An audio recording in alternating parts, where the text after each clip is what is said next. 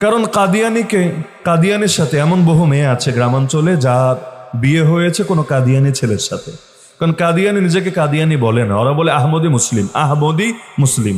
আপনি যেমন নিজেকে অনেক পরিচয় দেন, আমি হানাফি মুসলিম, আমি এই মুসলিম সেই মুসলিম, এই শব্দটাও যারা জানে না, যারা চেনে না, ওরা বলবে আহমদি মুসলিম, এটা মনে হয় কোনো ভালো একটা দল হবে। আর আহমদ তো সুন্দর শব্দ, আমার নবীর একটা নামও তো আহমদ নাই? এই নামের কথা কোরআনেও আছে। 28 নম্বর পারায় সূরা সফের ভেতরে নবী ঈসা আলাইহিস সালাম তার উম্মতকে সুসংবাদ শুনিয়েছিলেন, শোনো আমার পরে একজন রাসূল আসবে, সেই রাসূলের নাম হবে আহমদ, মুবাশশিরাম বিরাসূলিন ইয়াতি মিন বাদ ইসমুহু আহমদ। তো যারা জানে না যে কাদিয়ানি আর আহমদি যেই লাউ সেই কদু, নামের জাস্ট পার্থক্য, যারা জানে না তারা তো কাদিয়ানিকে মুসলমান হিসাবে ট্রিট করবে, অমুসলিম হিসাবে তো আর দেখবে না। ফলাফল কি হবে?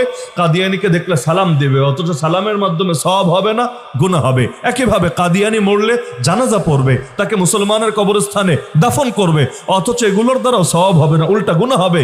আর কাদিয়ানির সাথে যদি মেয়ে বিয়ে দেয়, ওর সাথে যদি মেয়ে বিয়ে দেয়, ওটা তো বিয়ে হবে না, সারা জীবন জিনা আর জিনা চলতেই থাকবে।